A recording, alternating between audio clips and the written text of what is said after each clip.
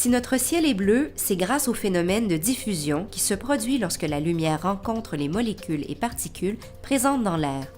Mais Stephan Kenna-Cohen et ses collègues ont montré que l'on peut rendre la lumière superfluide et l'empêcher de diffuser. Le comportement de la lumière standard est connu depuis des centaines d'années. Donc on sait que sur des surfaces lisses, la lumière réfléchit. On sait que lorsqu'on a des milieux transparents, on a une réfraction de la lumière, comme dans l'eau par exemple.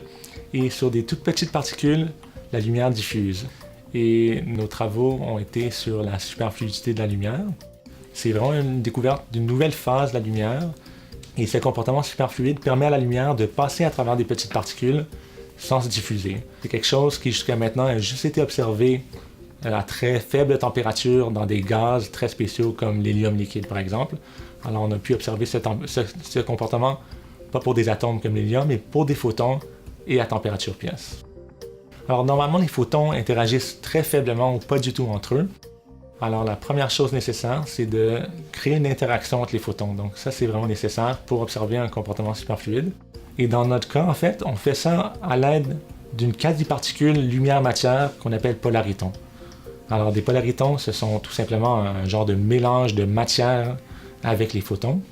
Et pour créer ce genre de structure, ce qu'on a fabriqué, c'est tout simplement un sandwich composé de deux miroirs, donc un miroir en bas, un film très mince de molécules organiques, et on a fermé la structure avec un deuxième miroir avec une très haute réflectivité.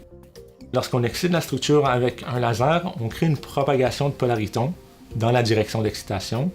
Si on excite à très faible puissance, les polaritons sont très éloignés les uns des autres, donc il y a très peu d'interaction entre les polaritons, les photons.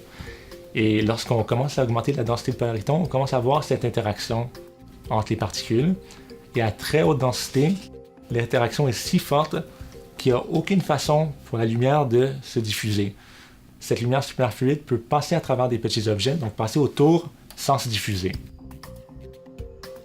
Pour nous, c'est vraiment un appareil pour pouvoir étudier la mécanique quantique à température pièce sur une table optique, à l'air, sans refroidissement. Alors c'est ça qui est vraiment remarquable pour nous.